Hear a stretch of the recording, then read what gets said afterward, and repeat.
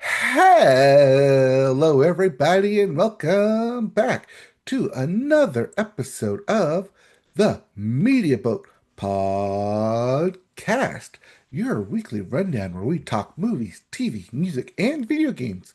Not necessarily in that order. My name is Mike. His name is Matt.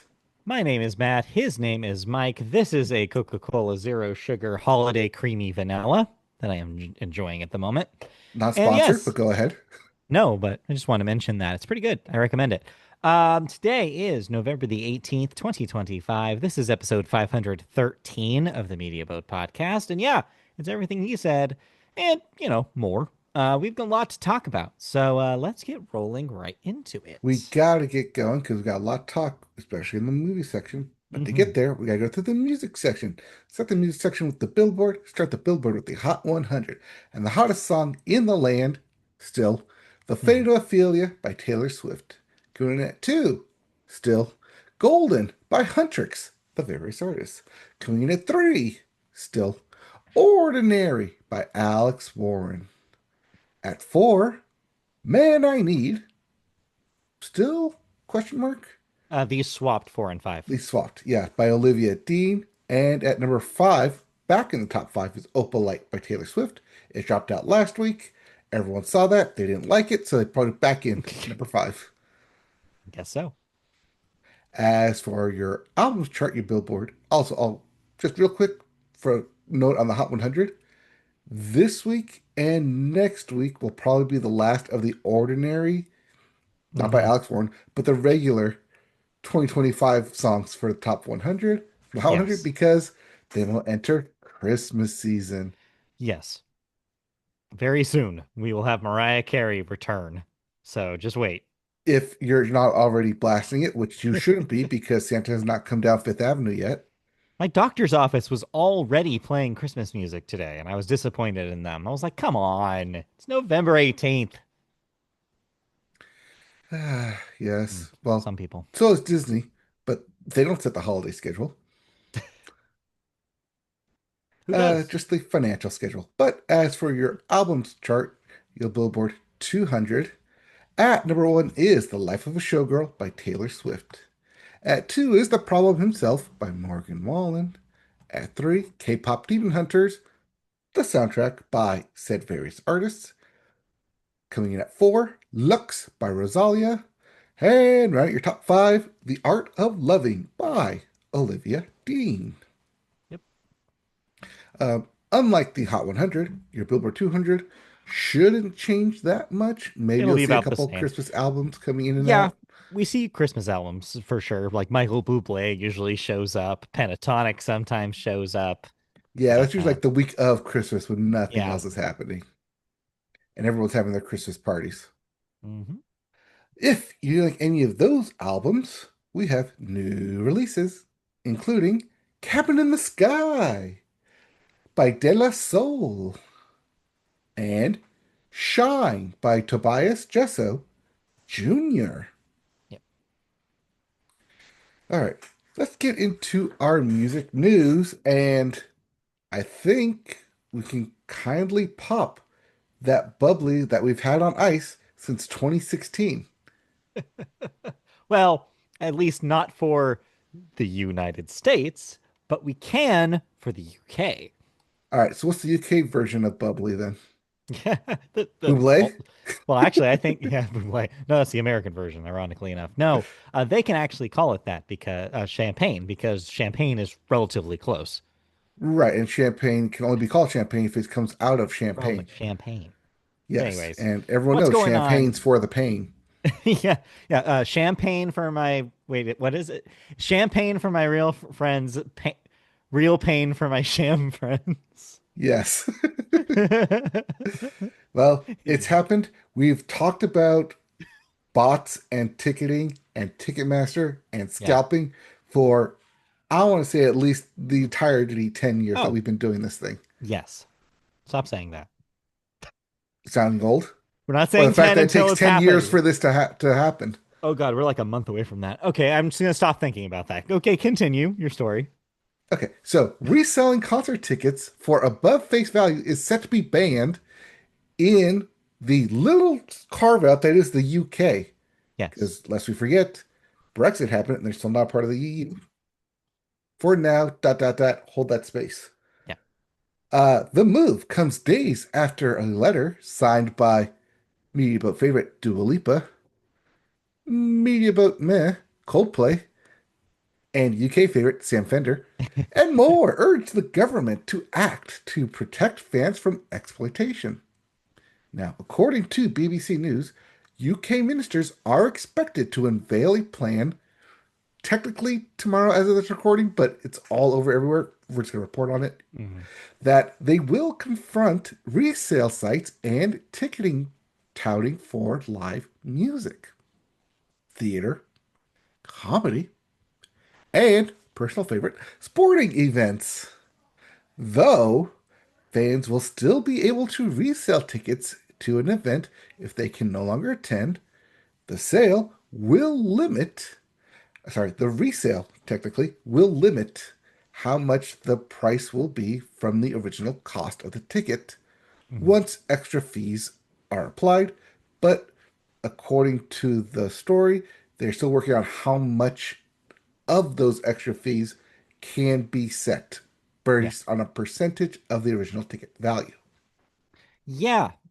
So yeah, exciting news, especially if you are a musician or you run a venue or anybody in the mechanism that actually receives money from ticket sales. It is good news because scalpers were eating that up. I mean, we see that in the UK as much as we see it in the US. So yeah, it's cool that we see a government actually doing something about it instead of just talking smack on Ticketmaster like they've been doing over here and not actually passing anything.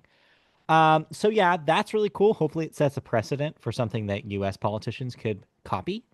Um, but yeah, there's a lot of asterisks there, as you mentioned in the story at the end there. There will still be extra fees. They're not banning fees, and that might actually increase because now, you know, like they're not getting like venues might not or ticket companies might not be getting as high of a percentage of the sale as they were before. So those might change. There's like a lot of little small moving parts that we'll have to like figure out themselves after this happens. But still, just on its face, it's a very good move. And depending on how it works out, yeah, we could see something similar here.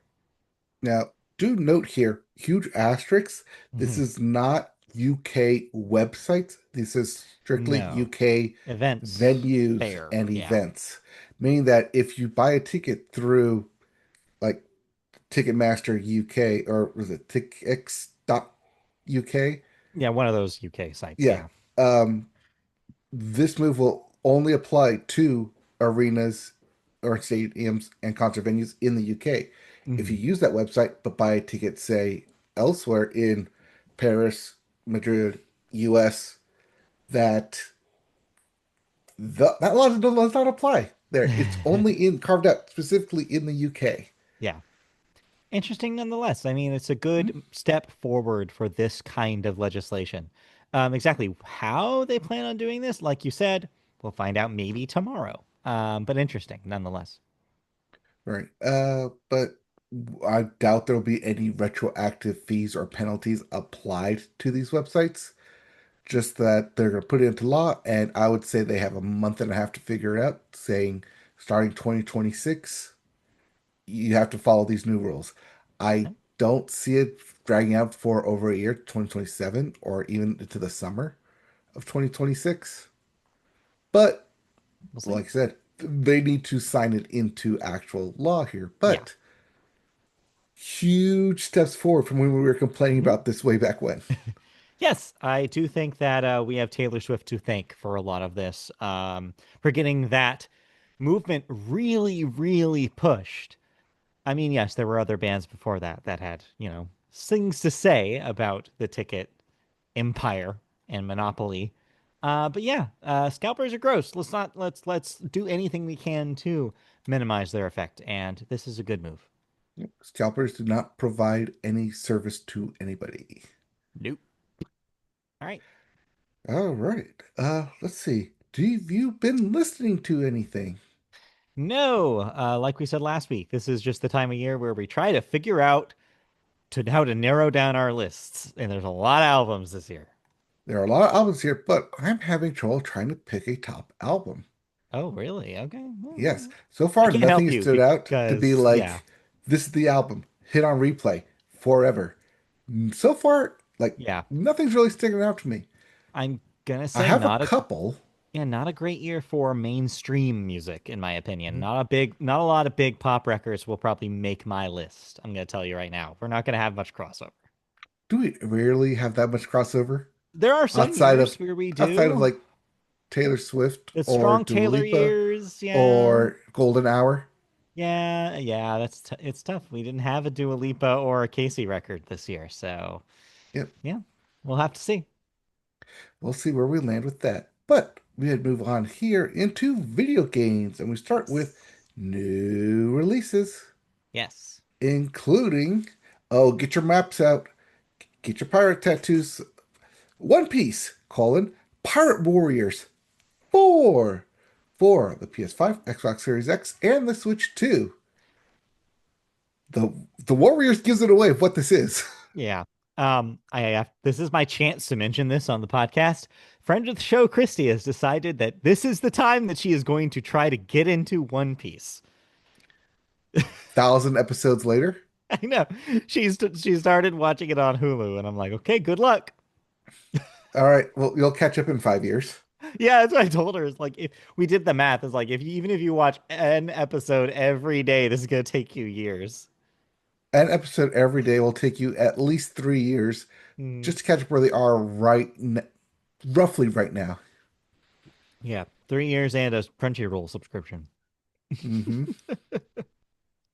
All right. We'll see. We also have Terrifier, Ah, the arcade game for the oh, PC, PS5, and Xbox Series, or Xbox Series X, and the Switch. yep, Outlaws, plus handful of missions, remastered for everything. Wide release. You got it. You can play it. Yep, that's the Outlaws remastered. yep. Plus a handful of A missions. handful of missions. It's hey, it's accurate. It's not two handfuls, it's just one. Yeah. What we do have two of is Stalker. Has Stalker 2, Heart of Chernobyl comes out for the PS5. Yes, was previously a PC and Xbox exclusive. Mhm. There's also Demon School for everything, wide release. You got it, you can play it. As well as SpongeBob SquarePants, Titans of the Tide for the PC, PS5, Xbox Series X, and the Switch 2. Yes, I believe that this is a crossover with the movie that is releasing soon.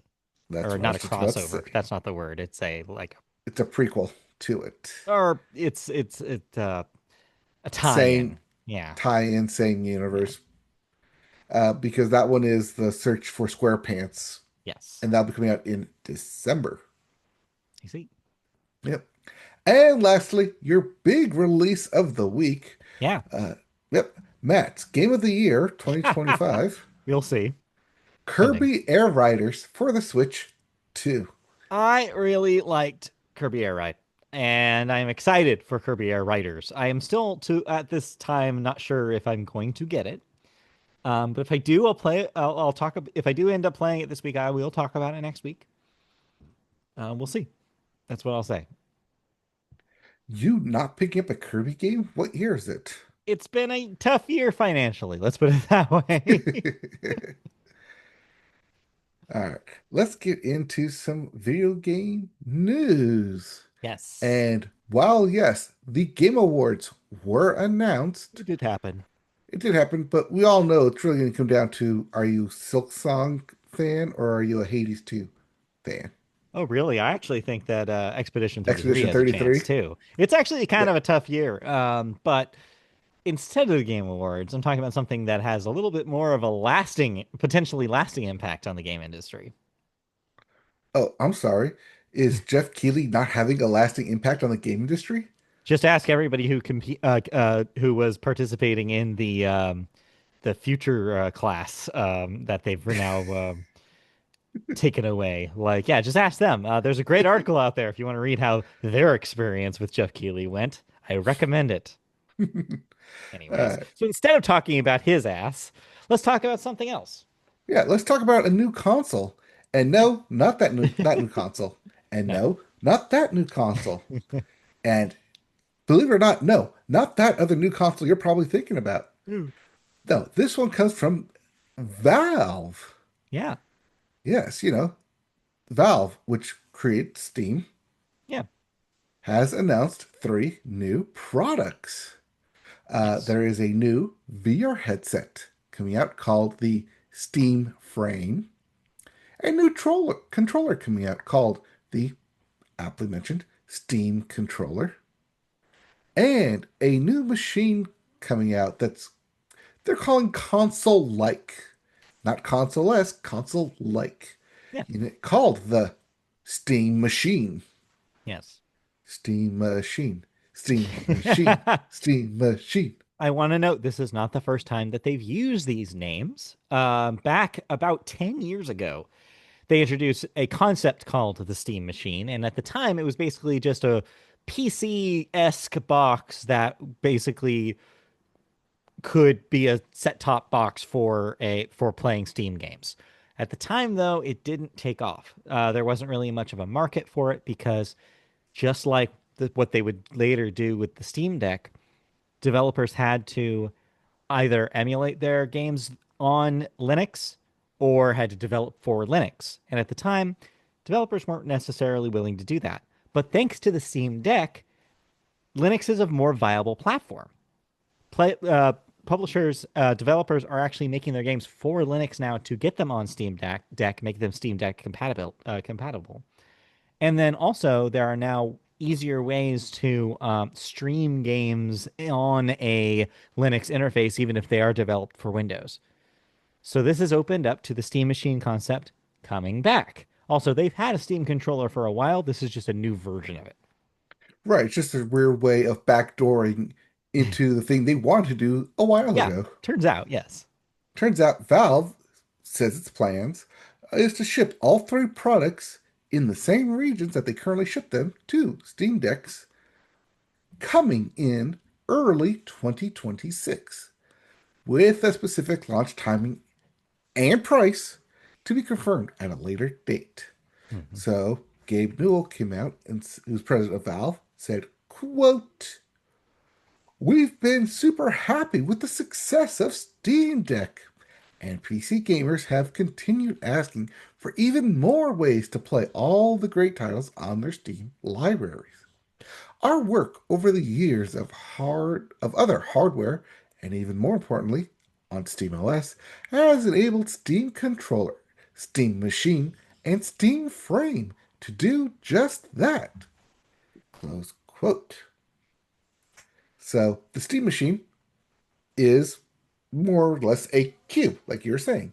It's Yeah. a 6-inch console like cube with over six times the horsepower of a Steam Deck, which is designed to allow PC players to play their games on the TV. Yeah. Now, that sounds great until you factor out what that actually means, in that the horsepower for the Steam Deck, in order to get six times, makes it roughly the equivalent of current gen consoles. Mhm. But those current gen consoles have been out on the market for about 5 years now. Yeah. So really, it's a 5-year-old PC cube that you're paying for. That you, unlike a PC tower or hardware, you can't really modify and upgrade Right. that we know of yet. I think what their line of thinking is here is that there's probably a person out there who was interested in the Steam Deck as a concept, but didn't need it to be handheld. They were in a situation where they were like, well, you know what? I don't need to take this with me. It would be better if I just had a dock like a Switch. Yeah, keep pointing at yourself for the audio listeners.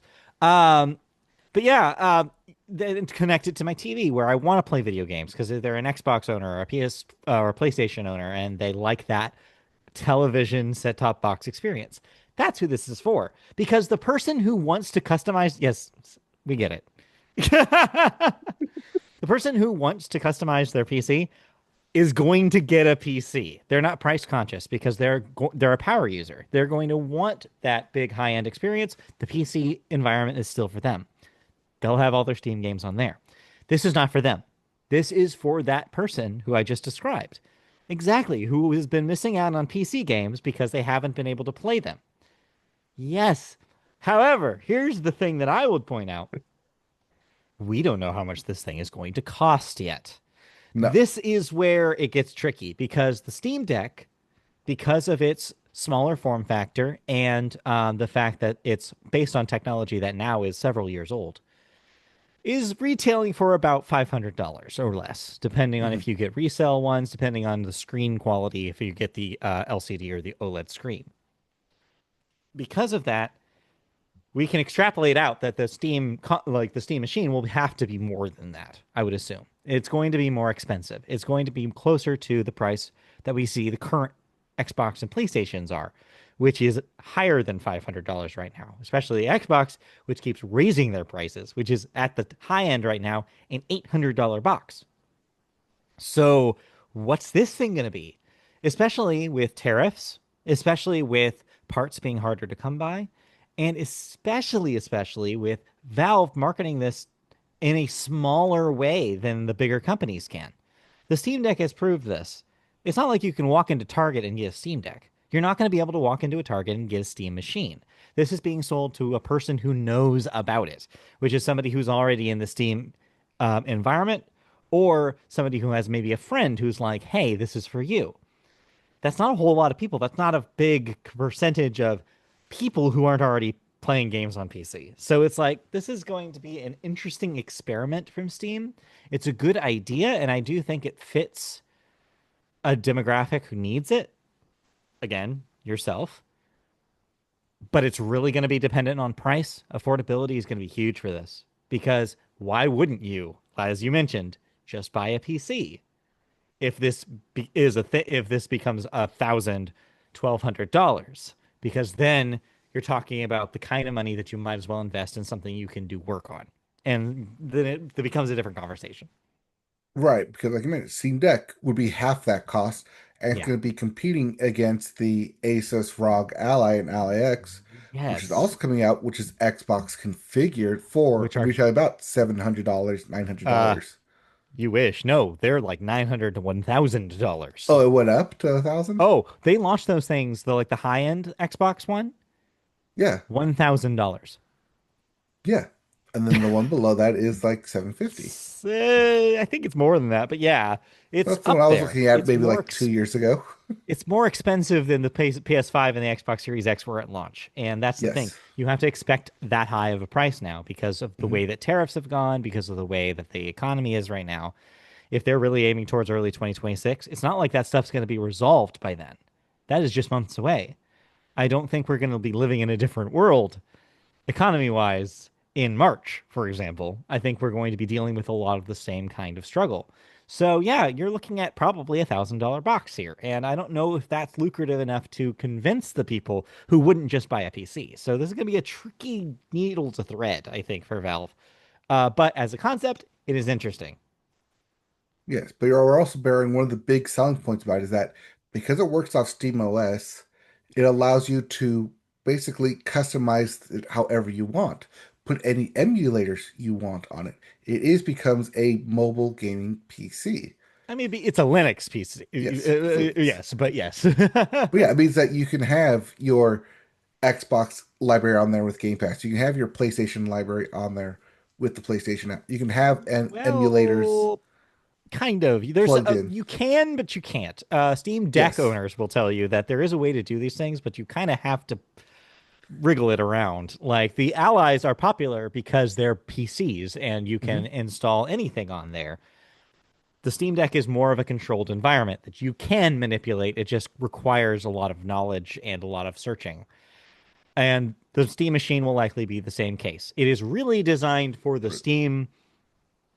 Right, the but Steam according to library. their video, they Yeah, told you that you can you configure it can. how you want it, Yeah, again, according to Valve, yes, and according to how they Valve. want you to configure it is to play your Steam games that you bought from them. Yes.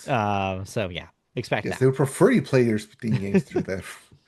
So yeah, I don't know. Are you going to wait for the price to see whether I this need is to wait for something the that you? price. As Yeah, as yeah. fantastical as this sounds, I need to wait You for the need to wait for that price. price. But yeah, exciting nonetheless. It's a good idea, and I'm glad that they're doing it now at Hmm. a time that it can be adapted instead of 2015 where nobody was ready. Right. Now everyone's ready. Now All right. everybody's ready. Have you played anything? No, I'll be honest. I That's okay. Another busy week. I had a friend come in town over the weekend. So yeah, I was occupied. All right. I rolled credits again on Digimon Story Time Strangers. Hey, finishing Hey, games that's over two. here. I need to finish these games for the end of the year. So now I can comfortably place that game on my list. I Okay. think I know where it's going to go. Okay. Not that shocking. I mean, yeah, we'll see. But then I started like going through the trophies, and the one trophy left. Well, technically two. The platinum means I've done all the trophies, and then the other one that prevented me from getting the platinum, which is to run it back in New Game Plus Yeah. on Mega Plus difficulty. I tried Ooh. it. I got my Mega Plus Digimon stomped by a Yeah. rookie. I was like, this isn't right. So I looked up the stats. I was like, oh, wait, this rookie isn't a rookie. This rookie's maxed out on all stats and everything. It's end game content. What did you It's expect? literally boss battles endgame Yes. content. Yes. Yeah. So now I'm rethinking my strategy of, okay, maybe I gotta go grind some more to just beef everyone up to the max stats and then go trophy hunting. You got work to Otherwise, do. it may just stay there elusively. Maybe so. But yeah, run credits on it. Cool. Very good. Um, yeah, I've got down whittle down my top five there. Cool. 'Cause Well, that we'll see. I've got three like solid ones over the course of the year. I could figure out my four and five. Okay. All right. Well, if nothing else, let's go into television where we start with the sports corner. Sports corner. And hey, it's been decided.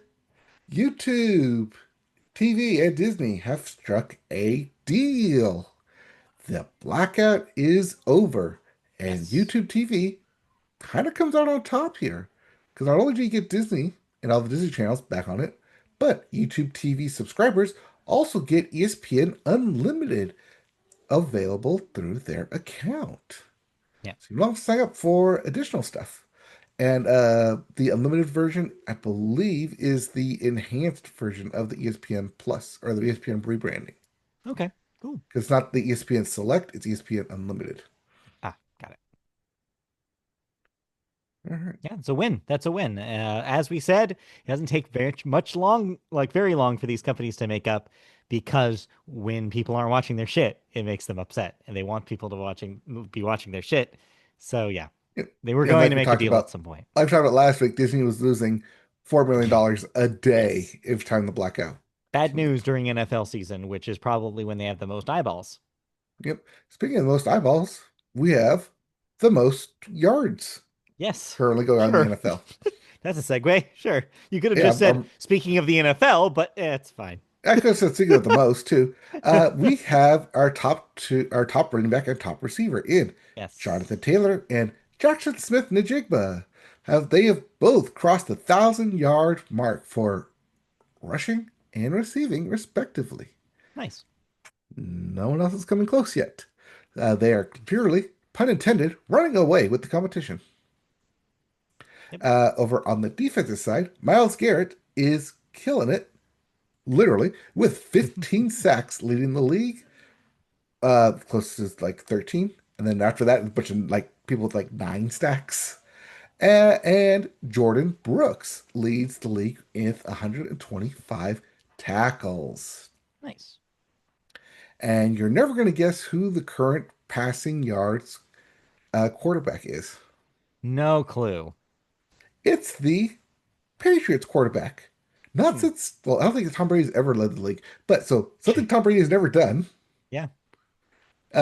Drake May is currently doing for the Wow. Patriots. There you Actually, go. that can't be right because Tom Brady had the perfect season. So he had to do it at some point, I I guess guess. he had to have. So not since Tom Brady. Yeah. Means he's as good as Tom Brady. No, I don't Nope, know if nope. we. Too early I to don't say. know. Too early to say. Too soon. Too soon. All right.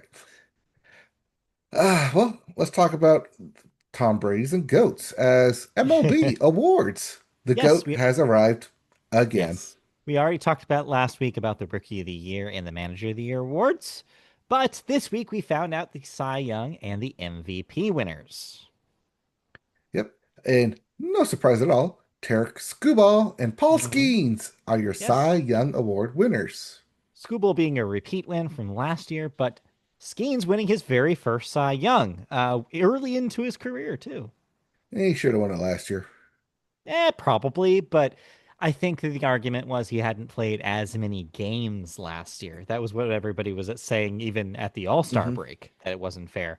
But yeah, in this case, I do think that this season was his better season, anyways. So this was earned. All right. Speaking of things that were not earned, Aaron Judge won the MVP award for the American League. Yeah, do we need to talk about Cal Raleigh being robbed here or what? Like, I do feel like he Two was. votes.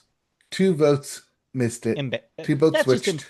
that's just embarrassing because like let's be real here. Aaron Judge did have a pretty spectacular season, but even by Aaron Judge standards, it wasn't like, oh my God, it's amazing what he's doing. Mostly because the Yankees slipping at the end of the season was more the story than it was that Aaron Judge was a good player. I think, yeah, this should be a Cal Raleigh. He had the story, he had the heart, he had the deeper playoff run. like, yeah, He like had it the was a home run more, bat. He had the home run yes, batting champion. he was just the way more, and he was a catcher, all while being a catcher. It was like a Yes. way more impressive performance, and it blows my mind. And yes, we don't even need to talk about Shohei Ohtani. Yes. Once again, unanimous decision for Yeah, Shohei Ohtani. it does make his His fourth fourth. Yes. MVP. He's now has two each from each league, which is nuts. And Mhm. yes, this does mean, unfortunately, he passes Mike Trout, who only has three. Right. But Mike Trout has three in the AL. You know, the That's pass him true. there. That's true. He does. That is true. Otani does not have three in the AL, nor will he ever, probably. So yeah, there you go. Yes. But yeah, Shohei, once again, this is his fourth unanimous, right? They've all Yes. been Yeah. All unanimous? four have been unanimous, which makes sense. Yeah. He's Shohei Otani. What do you want from him? Yeah, this makes sense. Yeah. All right. Anything else about baseball before we go into the off season? No, I think from here on out, it's just going to be free agent news. It's going to be management shakeups. A lot of that has already happened, but free agency is going to be the next big thing. You're already seeing some deals signed.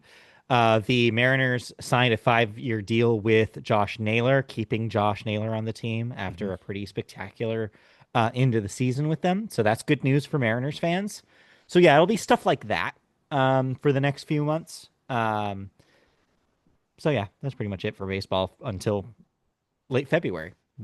Probably. Watch the MLB space though, because Yeah. we will be talking about any new rule changes coming into the new year, Yep. as well as what keeps popping in my feed is the Angels lawsuit going on. Yes. There's a lot of questions about how that will affect their off season because if they end up losing that case and having to spend a lot of money, chances are you won't see the Angels do a lot of spending on the starting pitchers they need and the extra outfielder that they need. It's going to be an interesting off season depending on how that goes. Right. Right now they're in the middle of trial, so Mhm. I don't expect to be wrapping up soon, especially towards the end of the year No, here as we get into holidays. which makes me think they're going to But make deals as fast as they can in order to avoid that being a problem. right. So yeah, look forward to them making business happen. While we're on the subject of baseball, I do want to mention the AUSL, the Athletes Unlimited Softball League that debuted last year that we talked about a lot here on the podcast. Announced their expansion teams this past week. Two new teams will be added. The Cascade is one of them. Again, just like the other four, we do not currently know what home cities they will have, but those cities will be announced within the next 3 months. And the Oklahoma City Spark, who we do know. What home city they will have? Oklahoma City. So they are apparently an existing professional softball team that they're now adding to the AUSL lineup. They had competed against other independent softball leagues. Now they're going to be part of an actual like So they're organization. actually going to come in with an advantage because they've played as a team already. So yes and no. And I say yes and no because actually, no, all the contracts of the existing players are ended and they will also be competing Ah, in the draft just like the other five. So, ah. so no, no, they don't have any advantage. Although some of the leadership and people staff will be coming over with additional help from some new people. But yes, a completely new staff. But those players will be eligible for the draft. So you may see some old Spark players, not Sparks, Spark players coming back to the Spark, but it's not guaranteed. Um, so yeah, we'll see. That draft, by the way, the AUSL draft is December 1st. So that remains to be seen. And on the flip side, the women's professional baseball league, also that will be starting this year, announced that they will be playing all of their games in one stadium, specifically the Robin Roberts Stadium in Illinois. Hmm. This is of note because Illinois is the birthplace of women's professional baseball, is where women first played baseball. So they felt like it was a fitting home. So, yeah, similar to the first AUSL season last year, just one mostly played in one location and just like in kind of a round robin style and no travel games. Right. We've seen that in other startup Yeah. leagues for their first year When you as well. start, that's typically what you do. And also, they said it's because it's a more or less a central location between the four cities that have been announced, which were LA, Boston, New York, and why am I forgetting the third one or fourth one? LA, Boston, New York, and It's not Chicago. It's not Dallas. It's not Houston. It's not Miami. I don't San remember. Diego, Salt Lake, Las Vegas, Uh, who cares? Seattle, Anyways, the other one. There you and go. the rest. All right, that's all the baseball softball news I have this week. All right. And just so you don't come at us, Tyler Skaggs is the lawsuit we're talking about Yes. here. Sorry, I figured everybody would know, but then again, But we I have didn't say a local Skaggs. mindset. Yes. Yes. Anyway, All right. Anyways, let's talk about the other Shohei Ohtani on the court. LeBron James. do it. LeBron There you James and Steph Curry have come out and said that they do not plan on competing anymore go. for the Olympic team. Oh. Ah, I see what you did there. Yes, as the 2028 Olympics will be in Los Angeles. They've come out and well, LeBron has come out and said that he has already like mentally committed to not playing again for the Olympic team because I'll be in 3 years. He'll be 44 at that point, Yeah. and he's been competing in the Olympics since 2008, 2004, 2008. No, he put 2008, he got the bronze, and then he redeemed in 12, 16, 21, and now 24. So yeah, The LeBrons. this little bronze. And Steph Curry, although he hasn't said he's not competing It's assumed. officially, it's too soon. And he said that it's not on his mind and he doesn't think he would be around enough to at the level to be competitive. Okay, fair enough. But we actually have other games going on. While the NBA Cup is currently playing, no one's clinched and no one's been eliminated because everyone's only played about 2 games so far. Mm. But we do have our league leaders with the Detroit Pistons leading the Eastern with at a 12-2 record, and the Oklahoma City Thunder leading the West with a 14-1 record. Makes sense that they'd be good. They're your returning champions, so Yes. that checks out. Both teams are currently on pace to be a 73 win team, Wow. but hold the space because that's pretty impossible to do. Anything can happen in basketball, so we'll see. Yes, all it does is just take time. Speaking of just taking time, over in hockey, Alex Ovechkin, father time himself, has 903 goals on his career. Not the season, his career. But in doing so, he has passed Gordie Howe for the most regular season goals scored at a single venue in NHL history, Wow. with 442 goals scored at the Capital One Arena, aka his home arena. So the question is are there any more mountains to climb for Alex Ovechkin? Uh, yes, he still has yet to pass Wayne Gretzky in total points. Ah, okay. Can he do it? No. Well, I don't know. Does he play for another 5 years? I don't know. Does he? Maybe. Could happen. But yeah, he already passed it in goals scored. But because Gretzky was such an assist machine, then he got 1 point for every assist Uh-huh. instead of two for goals. That's why he's Adds up. so high up on the list. Yeah. But we do have players who are doing really well in the stat category, with center Nathan McKinnon on the Colorado Avalanche, who leads the league in minutes Cool. and goals Hmm. and points. Wow. He's got the triple crown so far, a Cool. month into this season. We'll see if he can keep pace. Don't get injured, and you can do it. Mhm. Over on the defensive end, your goalie, Thompson for Washington, is leading with goals against at 1.8 and saves at 925.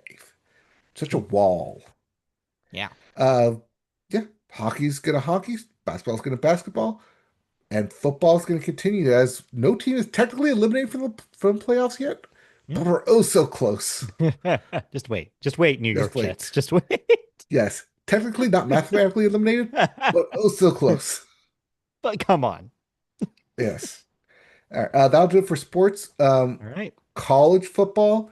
This is technically the last week of the quote unquote regular season because next week is rivalry week before the following week, which is the championship weekend. And I say it that way because even though technically next week is still part of the regular season, it's all amped up because you play your rival Yeah. school. And so it's like much more like emphasis added to it. Yeah. Plus, it's Exciting. after Thanksgiving when you need that emphasis from all the turkey you had. Yeah. Yeah. Something like that, right? Yep. All right, now do it for sports. All right. That's it for sports. We'll move on to a television news story for you, which takes us to the SAG Awards, or should I say, the Actor Awards. The SAG Awards show will now be dubbed the Actor Awards, presented by SAG-AFTRA, the labor union, of course, representing U.S. film, television, and radio actors. Quote, since the beginning, our statue has been called The Actor, and we're a show that's entirely about actors, so this new name is a perfect next step in the show's evolution. That's according to the show's executive producer. The rebrand comes ahead of the 32nd edition of the star-studded ceremony, which is set for the 1st of March of next year. I mean, yeah, sure, why not? I mean, I think it's also good at from a branding perspective because if you're in the know, you know what SAG-AFTRA is, and the SAG Awards sounds like it makes sense to you. But to a average Joe walking from the liquor store, if you say the SAG Awards at him, he's gonna think like, what is that a grandmother's award? Like, what's happening here? Like, they're not thinking that's not knowing about the union. So yeah, the Actors Award, that's what it is. They're actor awards. They're awards for actors. So yeah, makes sense. Right. I mean, it's also kind of funny because back in 2012, when SAG and AFTRA first came together, there was kind of little contention about what you Right. call the awards there. Do you call them the SAG AFTRA? Then now just call them the SAG. And now both SAG and AFTRA have been dropped. Yeah, it's easier. It's easier to say. It's easier to understand for the layperson. I think that's probably a better deal if you're trying to sell broadcast rights to a network too. Is be like, well, now it's called the Actor Award. They can advertise it like it's not like associated with this thing that nobody's heard of. And yeah, maybe more people will watch it. Hey, now that's no longer associated with the guild in the awards. Could anyone get in there? No, it's still very much again presented by SAG-AFTRA for members of SAG-AFTRA. I don't Yes. think that they change that anytime soon. No. If you want, you call these the Aston Awards because Sean Astin is now the head of SAG-AFTRA. This is one of his first big major changes. This Yeah, is taking the head. I don't think that's gonna happen. In my Sorry, head, Sean it's already Astin. canon. All right, well, you can call them that. You can call yourself Couch Potato because you've been watching television this week. You mentioned this last week that you hadn't quite finished it, but now you can talk about Pluribus, or at least the Pluribus that has happened so far. Yes, the Pluribus. Yeah, And I'm Pluribi. glad I waited because had Okay. I talked about it after the first episode, Yeah. I would have said this was a bogus show. Interesting. Have talked about it after the second episode, I still would have said this is a very, very bogus show. Wow, And I know bogus. that's talking about because it's from Vince Yeah. Gilligan And I from thought a lot of Breaking Bad people and Better Call liked, Saul.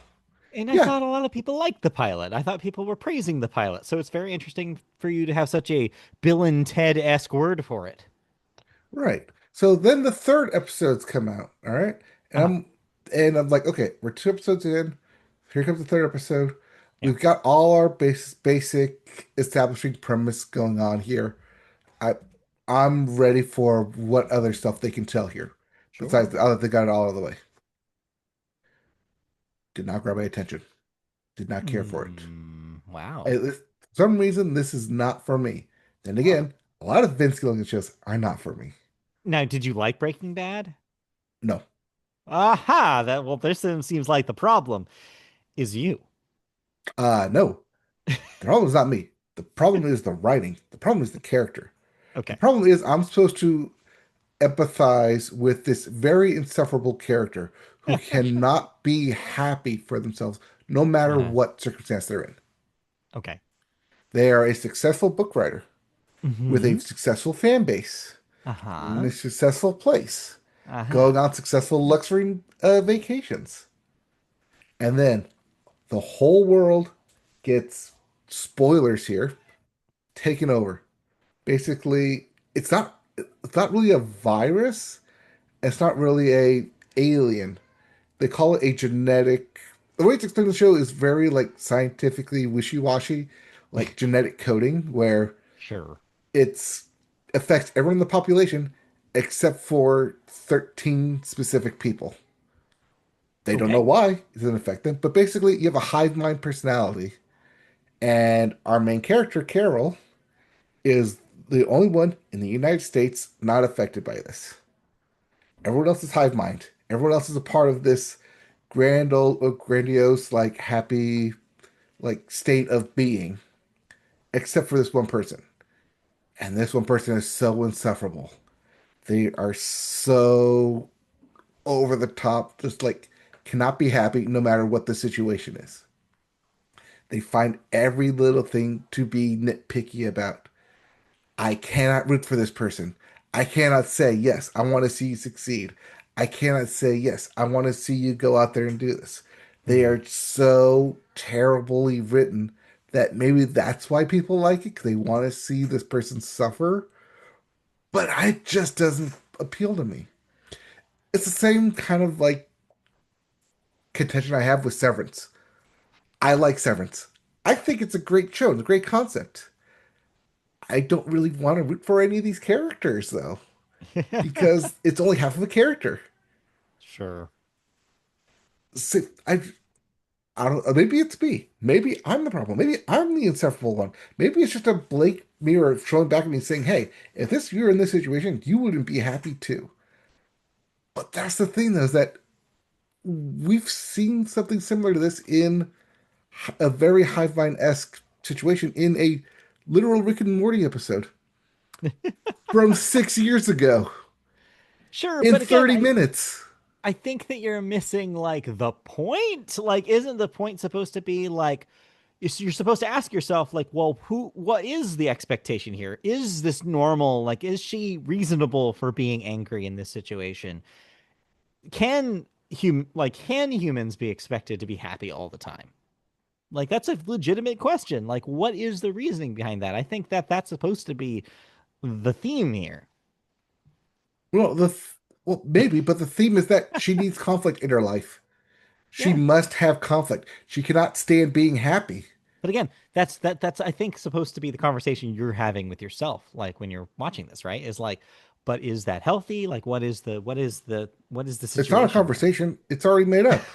There's no debate about it. She is not You an sound unhealthy person. you sound like Christy. I don't know. It's supposed to make you think. I think she's insufferable. Mine made up. All right. Well, are you going to give the rest of the season a chance, or are you bailing? Much like I did with the uh, big door surprise. That was also on The Apple. big door prize? Yeah. Yeah, big prize door, whatever that was called. Big door prize. Yeah. I gave it a season.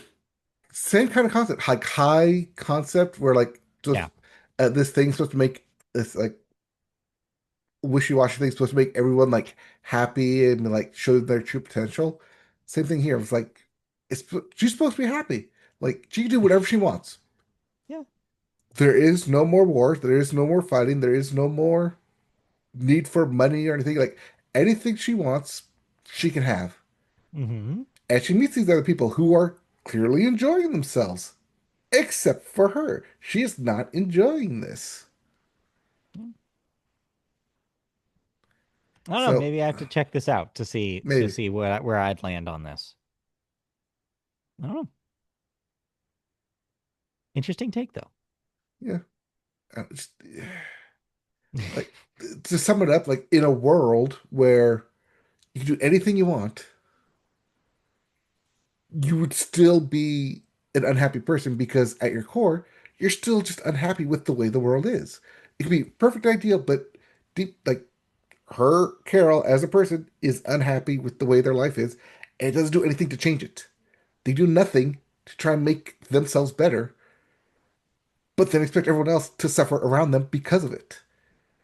And I hate it for it. Yeah, but it's a television show, so eventually you're gonna get into the whys, and figure out I'm this 30 character. episodes in. She is not giving me a good why.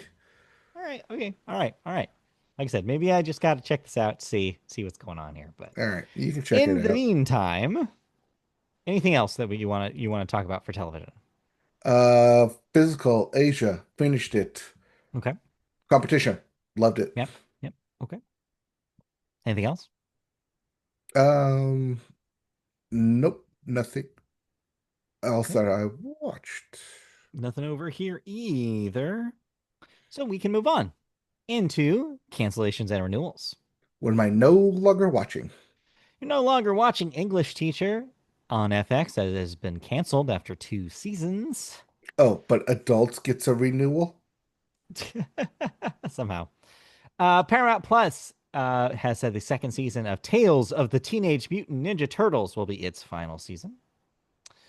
Dora, the Paramount Plus reboot of Dora the Explorer, its fourth season will be its finale. And Poker Face, canceled at Peacock after 2 seasons. Though, I want to note that in interviews, Ryan Johnson confirmed that he is shopping the series around for a new network and that he envisions the series from now on with different main characters. He said that that will be it for Charlie Cale, and a new lead will be solving the mysteries from here on out.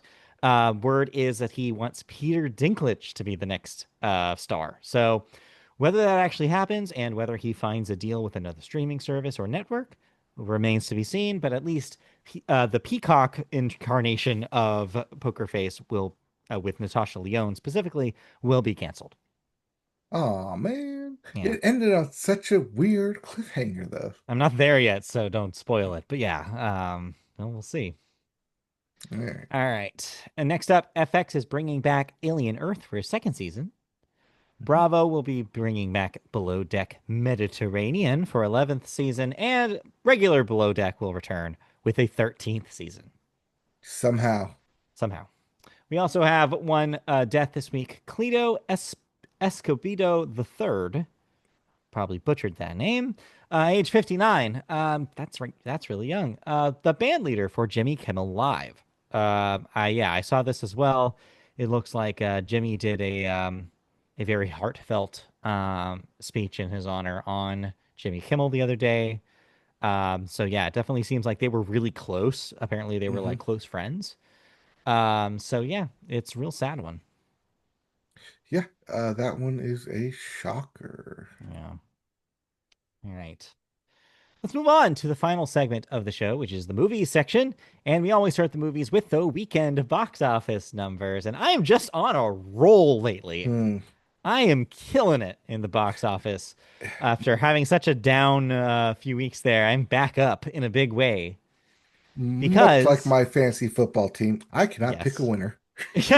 No, but I did. Now You See Me, Now You Don't. The third Now You See Me movie is your number one movie this week, as I predicted, to the tune of $21 million dollars in its debut. At number two is The Running Man with only 16 million. Number three, Predator Badlands with another 12. That's at 66 million domestic. Number four, Regretting You, 3.7 million. That's at 44. And number five, Black Phone 2 rounds out your top five with $2.6 million. That's at 74. Yeah, Uh, only a $5 million difference between number one and number so two. yeah, only a 5 million difference, but that made all the difference for our standings as I now continue to slowly catch up to 500. We'll see if I can do it. All right, upcoming this weekend, though, we don't need to argue about this one because there is a clear winner. We have three movies coming out for this Thanksgiving week, or Eve. intro to Thanksgiving week. Mhm. We have Sisu, Road to Revenge, which sounds like a video game more than a movie. Well, it's a sequel to Sisu. Oh, that makes sense. And then something called Rental Family. This is Brendan Fraser in Japan as Uh-huh. the quote unquote actor token white guy to help Hmm. people through emotional stress. Interesting. Okay. But Award bait. yes. But everything get out of the way because it is time for the biggest holiday release we have this calendar year, I believe, in my opinion. That's not named Avatar. Wicked for Good comes out this week. Are you sure about that? That's what it says. I'm not counting Zootopia 2. Are you sure about that then? What are you talking about? No. Five Nights at Wicked Freddy is 2. Wicked is bigger than either of those films, and you know it. I'm sorry, Kill Bill, the Is a whole bloody re-release. affair. Is a re-release. No, Wicked for Good will be your number one movie next week. But how much will it make? All right. Well, I guess we have to put a number because Wicked will be the number one movie. It's going to be huge, I think. I think this is going to be just as big of a first weekend as the original Wicked had last year. So if you want to cheat, we could just both cheat, and you could look up the number of the first weekend of Wicked 1 real quick Oh, I and don't see want if to do we, that. and maybe do a over under there. Or we could just do it easy here and just say, I don't know, 100? All right, let's see here. Wicked at the box office. It made 474 million domestic, 758 internet worldwide. Where's my opening?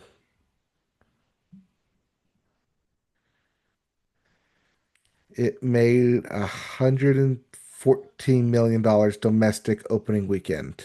Okay. So what if we did over under 100?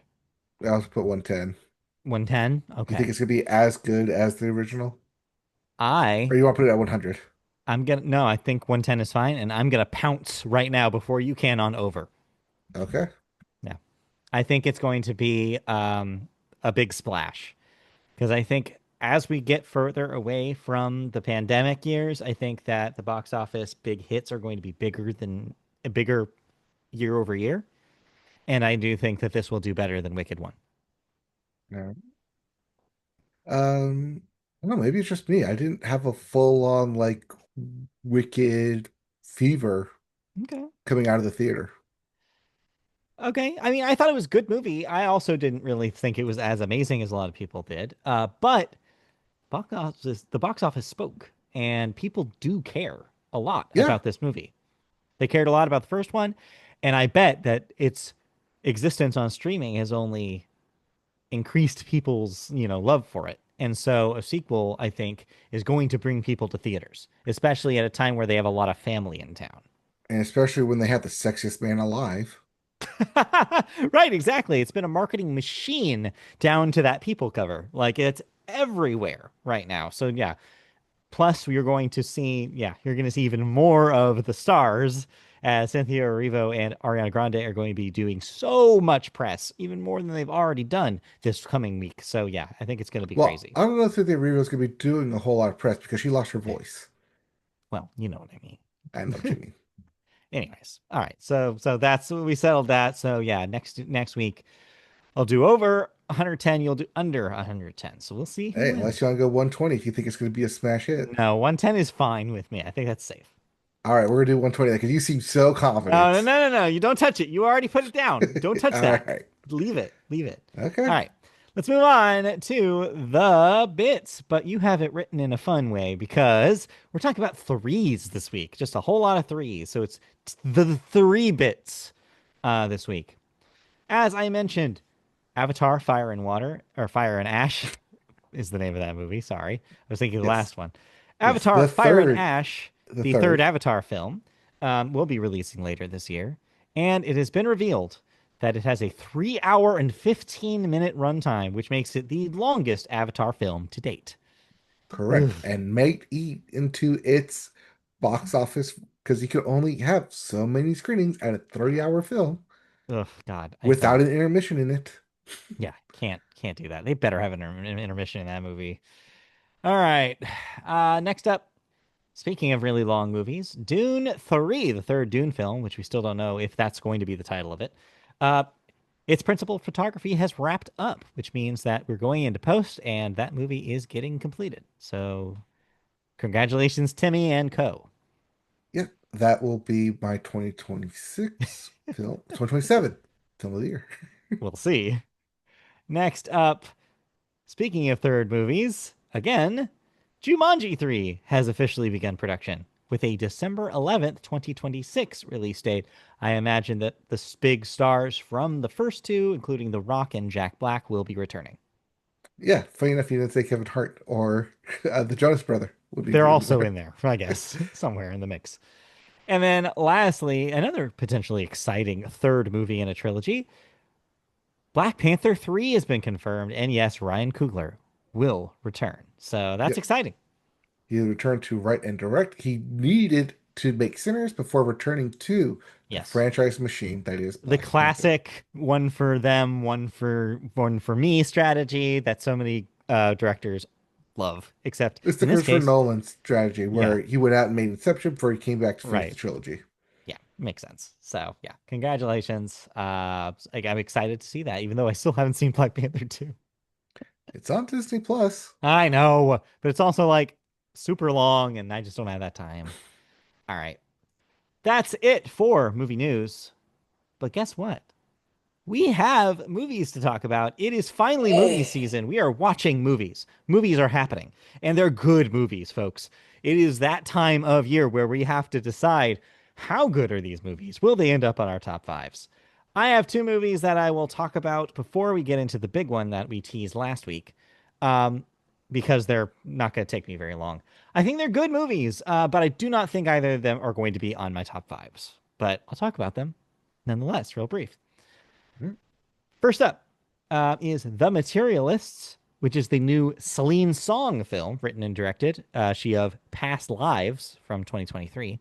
I really loved Past Lives. This is like a lesser Past Lives, is how I'll put it.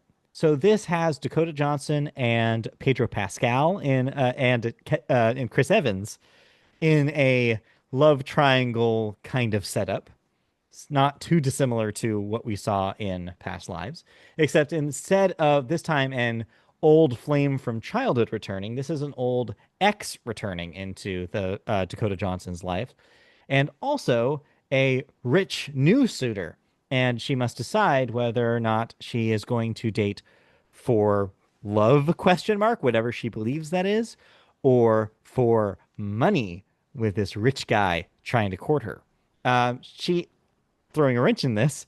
She is a matchmaker working for a matchmaking company in New York. So can she follow her own dating advice? You'll have to watch the movie and see.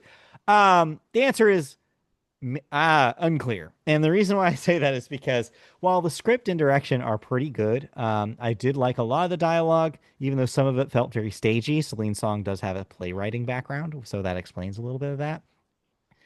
But in the end, it ends up feeling a little bit more unmoored than Past Lives did. Past Lives had a very clear message, which was like, sometimes nostalgia is just nostalgia. Sometimes these things that you believe change over time, and maybe you're just two different people that's gone on two different paths.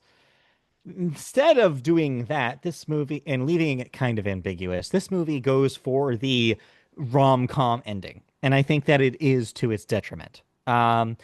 Going for the happy ending means that its moral is a little unclear, that it's really unclear what this character or what Celine's song believes love actually means, and whether or not we did any of that for any reason. So it felt a little muddy by the end of the movie. So whereas I think that it's well done and well made and the performances are good, it is not as good of a movie as Past Lives because it doesn't commit to what it actually believes. It kind of contradicts its own understanding of love as this intangible thing as opposed to just getting married and like having a family.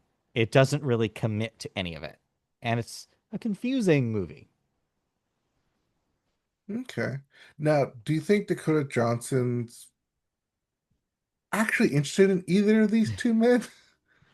That's kind of the problem, right? And if you see the movie, you'll understand what I'm talking about. The Pedro Pascal character is very much like this ideal man, but in a reveal later in the film that I will not spoil because it's real silly, he does have a flaw, and those flaws kind of only come out in the very, very end. And for whatever reason, Dakota Johnson decides that that's not going to work out for her. And then the Chris Evans character, obviously, if they broke up, you already know that there's a problem with their Mhm. relationship. They're exes. There must have been a reason. And you get kind of a peek at what their relationship was. And it's not great. And so there's legitimate questions for both of these men. But she does make a decision. And let me tell you, most people will probably think it was the wrong one. Uh, I'll is leave it, that to your imagination. does she choose the dog? Oh, always no. There's no dog, but there should be. If there was a dog, maybe this would have been a better movie. But yeah, I enjoyed my time with it. I don't think it's a bad movie, but after the amazing script that was Past Lives and the incredible visuals of that film, The Materialists is feels like a little brother movie that just can't compete. All right. Next up, something for the film nerds everywhere. Nouvelle Vague, which of course in French is New Wave. And it is exactly what you think it is. It's about the French New Wave, specifically Jean-Luc Godard and the making of Breathless. So this is a Richard Linklater Hold on. film. Let me get Yes. someone who knows of this film. Wait, yeah, we don't have her number. We can't call her up. So no, yes, Nouvelle Vague is basically a fictionalized, but mostly based on what we know, account of the making of Breathless. So Godard is introduced in the beginning of the film as kind of this up and comer. He's Oh, only so we're not waiting for Godard? haha, very funny. But no, so yeah, he's kind of introduced as a scrappy newcomer in this pool of already successful French filmmakers, and he wants to direct his first full film. And once he gets it funded, he finds his stars and he teams up with known directors like Francois Truffaut. You see him start shooting what becomes Breathless. But if you've seen Breathless and know anything about Godard, you know that it wasn't a traditional setup. And that's what you get to see. You get to see the chaos and unpredictability and just weird choices that Godard makes during the filming that made Breathless the revolutionary piece of cinema that it was. So I will say that if you are a little on the fence about Breathless as a film and are not super fans of Godard's work, This is still an interesting watch because you get to see it's a little bit more linear. It's not, it's shot a little bit in the style, but it's not as jarring because it's a modern film that's just shot to look like something from 1959. Um, Even though it's about the film, it's not as adventurous or as risk taking, which in my opinion is kind of like disappointing because I feel like if you're going to do a movie about this and you're a talented director like Linklater, why not try something interesting in that way? Like, why not try to emulate Godard more if you're doing his style at all? But he doesn't really do that. That's not what he's trying to do. It's more of a straightforward film. It's a comedy mostly. You're having fun as this fun is happening in front of you. And so you don't necessarily have to be a film nerd or a fan of Godard to like it, but it definitely helps because there's a lot of fun Easter eggs for the people who know. Like things about the film, you're going to see a lot of origin story of like, oh, this is why this happened. You're going to see a lot of names of people that you know if you studied film. Like, oh, okay, this is the kind of people he was dealing with, and oh, this actor did this later, et cetera, et cetera. So it's fun in a film nerd kind of way, where you're gathering all the references and understanding a little bit more about the film. But even if you're not, I do think it's fun romp. And yeah, interesting for people who just like stories about how movies are made. Right now, Linklater is hit and miss depending Yes, on your cup of coffee. exactly. But I think this is a fun one because, like I said, it is a little bit more linear. It's a little bit less arty, even though it is about a very arty subject. Ironically, it's a pretty linear setup. Um, if you like some of his more mainstream films, I think this will be up your alley. Okay. Yeah, especially for you as somebody who knows a little bit about I know you Breathless were and targeting Godard. this at me. Well, where can I Yeah. watch this? So this is on HBO Max, I want to Okay. At say. least it's not movie. No, it's not on Mubi. No, it might be on Netflix. Well, the one we're talking about is on Netflix, Netflix, sorry. Yes, I think this one's on Netflix. I think I was thinking of The Material. Materialists is on HBO Max. Might be right. I think I saw it Yeah, there. I think you're right. But yes, all that get out of the way because we need to finally talk about the movie that I watched last week that you finally caught up and watched this week, which is Guillermo del Toro's Frankenstein. So, what did you think? I'll let you start because I kind of already said that I what I felt last week. Yeah, I think you might have hyped it up a bit too much for me. What? Yeah. What are you talking about? I was very distracted by the Shakespearean speech everyone was spewing here. Also, when there's a monster at your door attacking, do you Mhm. really have time to let me tell you my entire life story? Because to understand the monster, you must understand me. Because I am the monster. The Mhm. monster is me. That is my name. Give it back to me, as I given it to you. I mean, to be fair, it is based on a very old book. I'm sure it is. So it sounds like a very old book. That just makes sense, right? Yes, everyone speaks like in a very old book. Yeah. There's a lot of very long Shakespearean monologue dialogue thrown Hmm. into here. Yeah. I think it It's works. does it work? A couple of shots like were like especially at the beginning, which might have thrown me off too. But like, okay, it's just Netflix movie or just screams Netflix movie and comes on these shots here. Just because it opens up in the polar ice caps, these just wide vast of like nothingness around. And it's like, okay, like green screen, nothingness. It looks like streaming. And I was thrown off by that. Where was the intro? The weird Netflix lightning thunder throw me off too. Uh, okay, it's shot well. I will give Yeah. it that. Yeah. Production design, I will give it Uh-huh. that. Costume design, Might as well just hand the Oscars hand now, the right? awards Like, yeah. there. Yes, my big gripes that come with the script and the dialogue Weird. Okay. because they everyone speaks a little bit too perfect. None of it feels natural. Like I said, it feels. Shakespearean, like you're watching a play. Like it's like yes, he's retelling the story, but it's in this very like I need to convey everything I am feeling in this moment to you, and nothing can be subtle about it. Hmm. You didn't have a problem with that? Not a single issue. No. Like I said, I know going in that this was a rough adaptation of the book. Hmm. I had never seen like a straight adaptation of Frankenstein before. I've only seen like the parodies, the references. So I was going in assuming, okay, I'm going to get a more authentic version of the story. I would later find out doing research that there was a lot of liberties taken. But still, I think the goal here is to bring that story more or less with some changes to the screen in a through a Guillermo del Toro filter.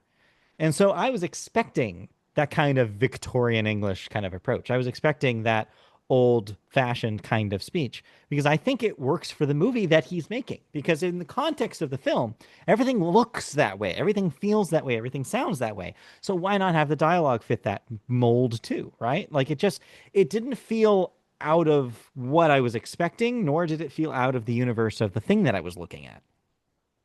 And I disagree about the streaming style shots. Actually, I thought that the stuff in the ice with the ice at the beginning was like, pretty crazy looking. Like, I thought it looked really good, honestly.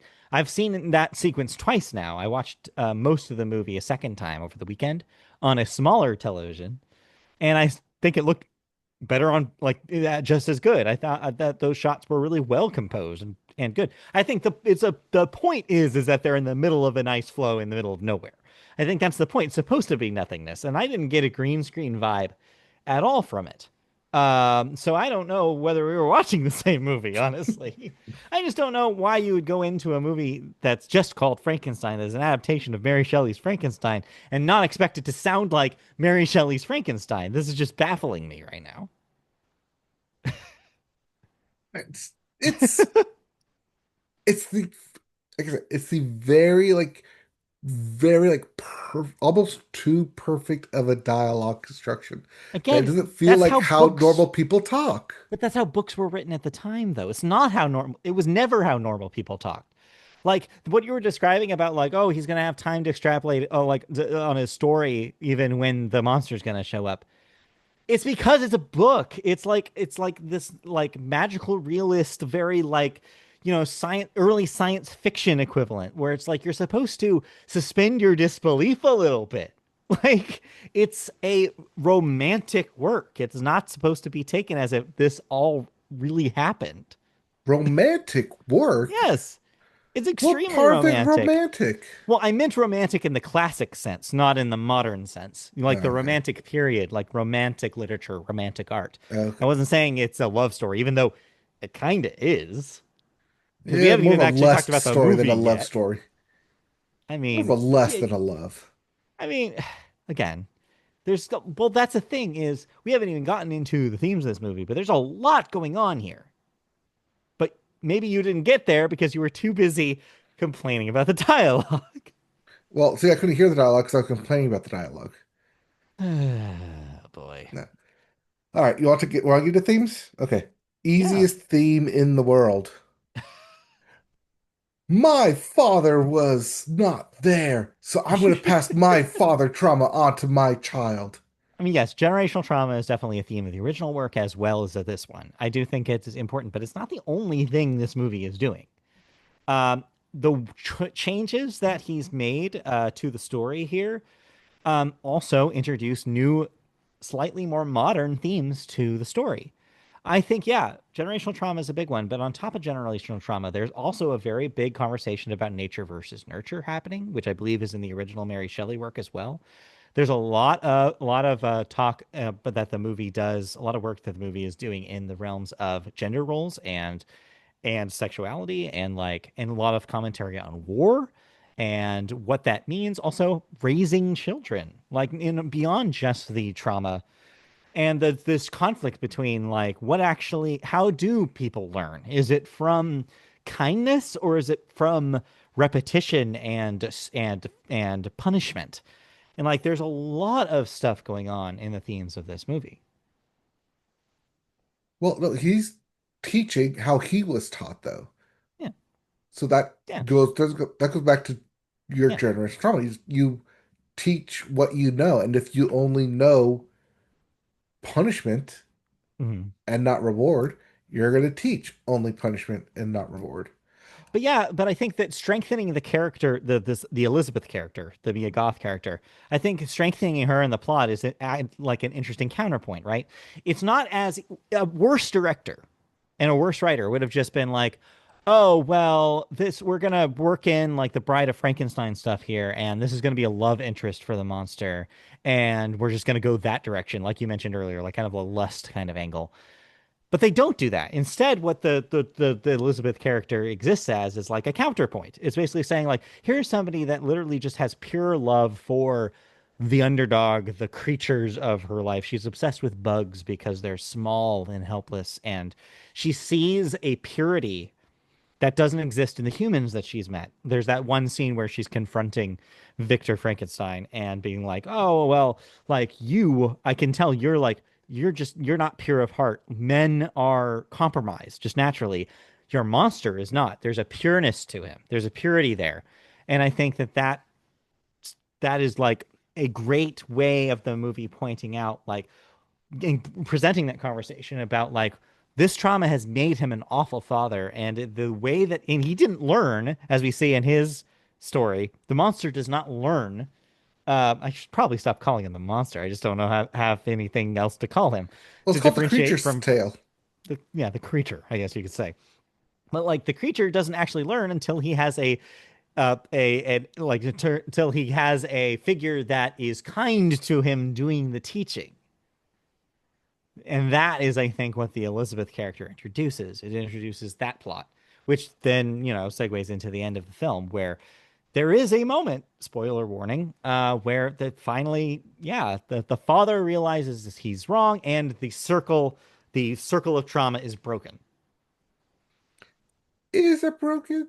I think so. I think that there's a lot of hope in that final scene, which is beautiful, by the way. That final shot is just incredible work. And I think that, yeah, again, it feels like we watch different movies because I'm over here watching this whole thing and I'm just thinking the whole time is like, this thing is incredible. Like every step of the way, I was thinking about how good this movie looked, how good like how good everything like felt, like how like resonant all the themes were, and just yeah, I thought it was maybe my favorite Guillermo del Toro movie.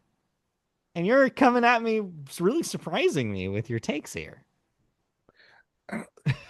The whole ending confused me. Well, okay, no. Uh, The whole lead up to the ending confused me. Why? Okay, so all right, we're gonna like end of the movie spoilers here. Okay, Yeah. so Spoiler. so Frankenstein, so Victor is hunting the creature Yes. to kill him, but Yeah. he cannot be killed Right. through any normal conventional means. Yeah. So he's hunting them through like the last like 10 minutes here. Yeah. And then he's like they finally like confront in the middle of the polar ice caps, and he's like, Yeah. stick this dynamite in me. If I Yeah. don't die, I will kill you. But it goes up against everything he just said previously, which is, I want you to make a companion for me.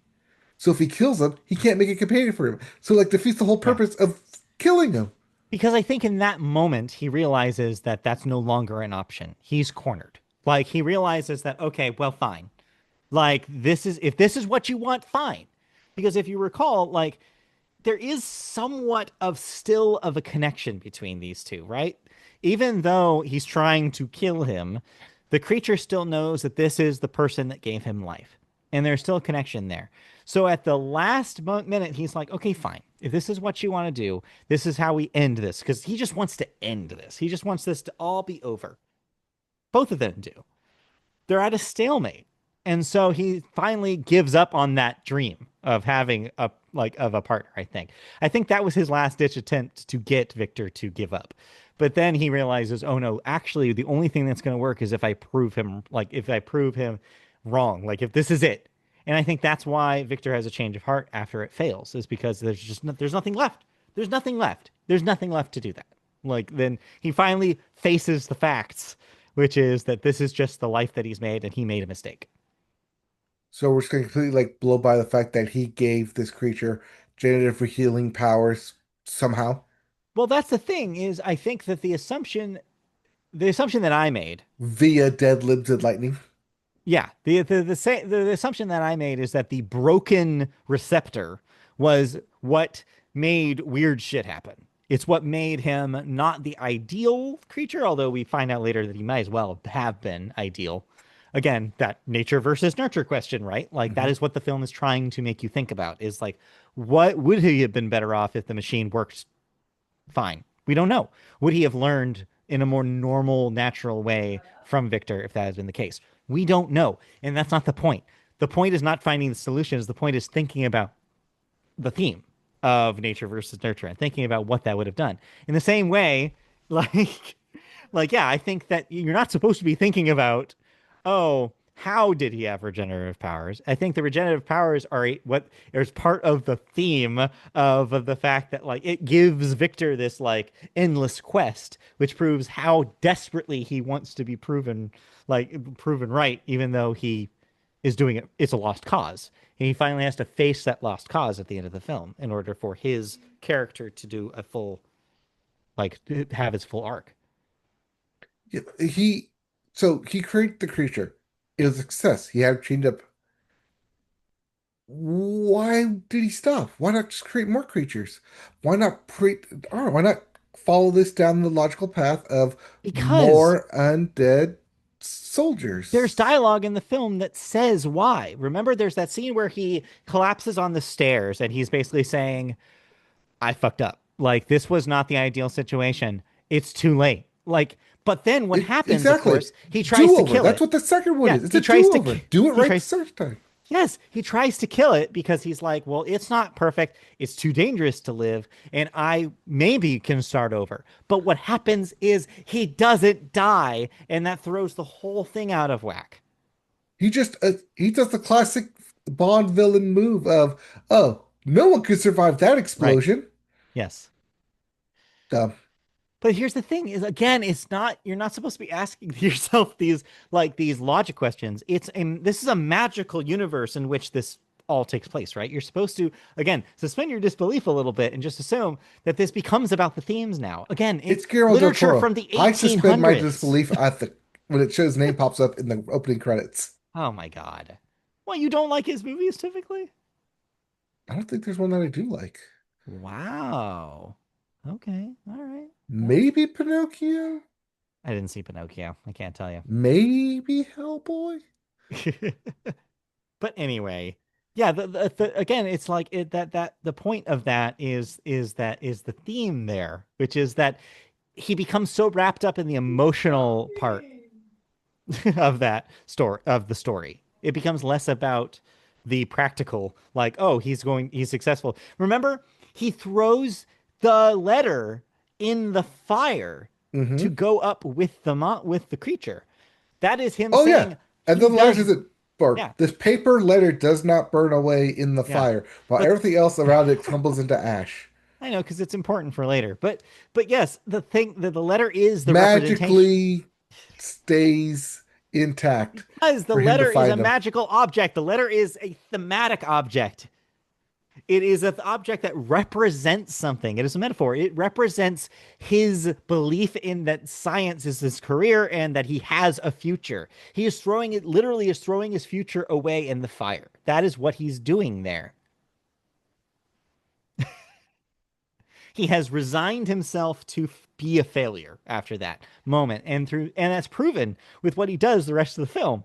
He ends up dedicating himself to track down this monster that he knows he can't kill, but he birthed and must do something about it because he's become one track minded, like so singular minded about this, because that is the desperation of man. Now you're just getting into Moby Dick. It's around the same time. Like, this is what we're talking about here. This is the kind of literature that this was what books used to be. Like, I'm glad books have changed then. oh, I can't believe you didn't like it. Anyway, we Oh can't no, I keep enjoyed lucky. it. I'm just not a fan of it. Like Wow, I I said, don't know. like everything about it Yeah. I like, except for its like core essence of what it's trying to say. Well, fine. But yeah, no, I do agree with one of your points, which is yes, this is going to be really a powerhouse in the technical categories, like you said, production, design. Just hand it to him now because this thing is going to win that category. It has to. I just can't imagine anything else beating it. This will. I'm really impressed with it. I really like it. This will definitely be in my top five, and it will be high. Oh, I'm Yes. sorry for whatever you have to bump down for it. Yeah, the big thing I'm waiting for still is one battle after another. But I just don't know if I want to spend $20 on it right now, is where I'm Well, at. you gotta watch that. You also have to wake up Dead Man, Yeah, coming up. F1, as well as I don't Avatar I don't Fire and need Ash. I don't need to watch F1. And I don't need to watch Avatar. I can tell you right now, Okay, those are on my neither of list those then. movies would be on my top five. I mean, Okay, I those are already on my list have then. like I'm just like thinking right now, I already have like a lot of movies that I can put in that top five. Yeah, Wicked Like for Good at your number one spot. I mean, Frankenstein's going to be in there somewhere. I know that K-pop Demon Hunter is going to be in there somewhere. I know Sinners is going to be in there somewhere. Zootopia 2 is going to be in there somewhere. Did you put Probably Zootopia, not. the first one, in your top five? You'd have to look at the list because I do not remember. That was 10 years ago practically. So yeah. Also, speaking of movies 10 from 10 years ago, while we're still in the movie section here, did you see the teaser stuff for Moana, the live action Yeah, Moana? yeah. Coming a year. Well, this year was Uh, Moana 2, right? this year what Last year was Moana 2. last year was Moana 2. Okay, and next year's Moana live action. Yeah, I was like, oh, that looks really. It's like, again, why? It's doing the Lion King thing where it's like, this is just the scenes from the original movie, except now Moana is a person. And I'm like, what's the point? I would just watch the original one at that point. What are we Because sequel doing? bait. I don't know. Don't like it. Anyways, all right, we need to stop talking because we need to end this podcast. All right, yeah, we kind of went over there, but yeah, We did. thank you for listening to us talk about Yes. Victor Guillermo del Toro's Frankenstein, Yes. based on the novel Frankenstein by Mary Shelley. Yes, thank you. I don't think that's actually the title of the movie. I think it's just Frankenstein, but Well, it was based on a novel. yes, based on the novel Pushed by Sapphire. All right, let's Yes. move on. Thanks for saying the joke. Yes, let's wrap up the show. Thank you for watching the Media Boat podcast. We'll be back next week for another episode.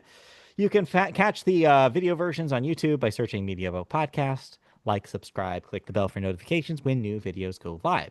You can also find us in audio form on podcast services by searching Media Boat Podcast on there. You can also find us on the web. We're on social media platforms like Blue Sky if you search MediaBoat Podcast. We're on twitch.tv/MediaBoat if you want to see Mike playing the occasional video game. We're on MediaBoatPodcast.com where you can see an archive of our older shows. And you can email us at MediaBoatPodcast@gmail.com if you have questions, comments, feedback, or want to tell Mike how wrong he is about Frankenstein. With that, we will be back next week with another one. So stay tuned and have a good weekend. We'll be back next week with our pre-Thanksgiving episode. Yes. We'll be back with more news, more thoughts, Yeah. and more of us. Wait, are you going to see Wicked this weekend? Probably not. No. I think we're going to wait a week or two to avoid the crowds. All right, we won't have Wicked for you next No. weekend. No wicked thoughts Okay, next week. bye. Bye.